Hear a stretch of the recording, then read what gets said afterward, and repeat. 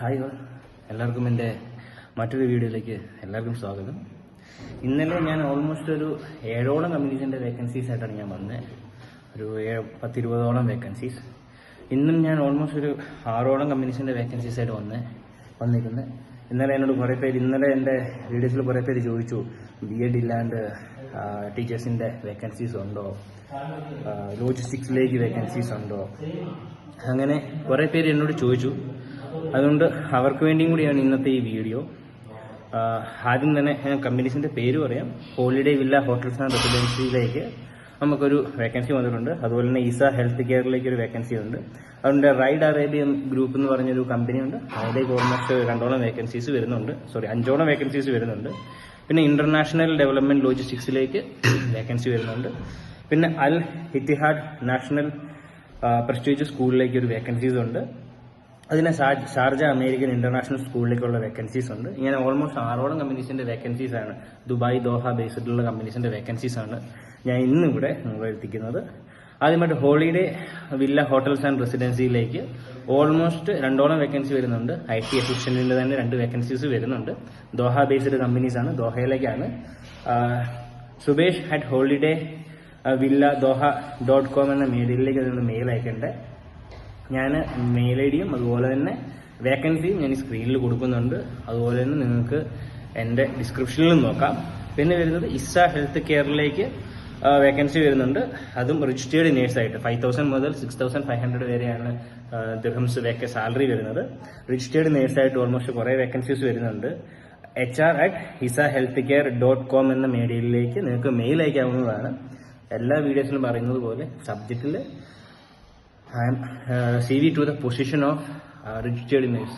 അങ്ങനെ നിങ്ങൾ ഏത് വേക്കൻസിയിലേക്കാണോ അപ്ലൈ ചെയ്യുന്നത് ആ വേക്കൻസി സബ്ജക്റ്റിൽ വെച്ചിരിക്കണം. പിന്നെ 3ാമത്തെ കമ്പനിയാണ് റൈഡർ അറേബ്യ ഗ്രൂപ്പിലേക്ക് ഡ്രൈവറായിട്ട് വേക്കൻസീസ് ഉണ്ട്.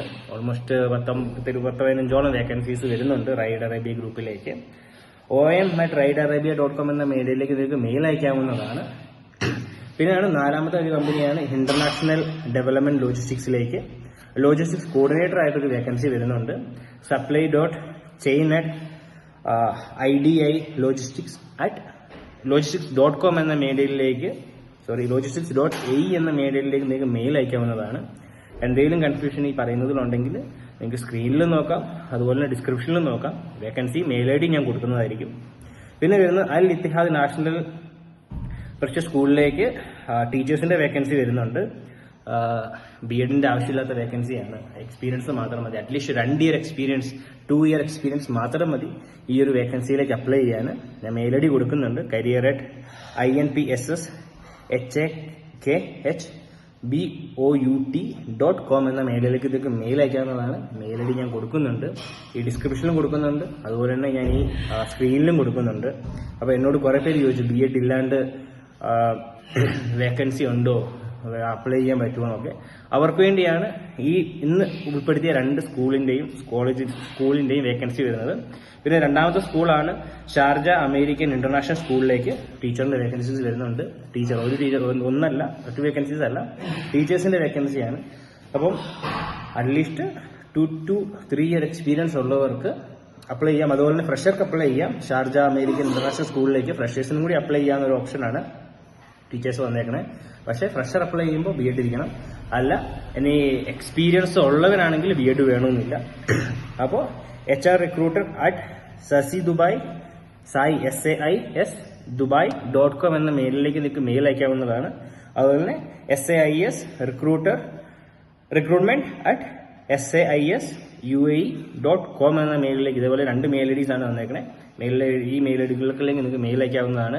ഈ പറഞ്ഞ 6ഓളം കമ്പനീസിന്റെ വേക്കൻസിയും അതുപോലെ തന്നെ മെയിൽ IDസും ഞാൻ എൻ്റെ ഈ ഡിസ്ക്രിപ്ഷനിൽ കൊടുത്തേക്കാം, യൂട്യൂബ് ചാനൽ ഡിസ്ക്രിപ്ഷനിൽ കൊടുത്തേക്കാം.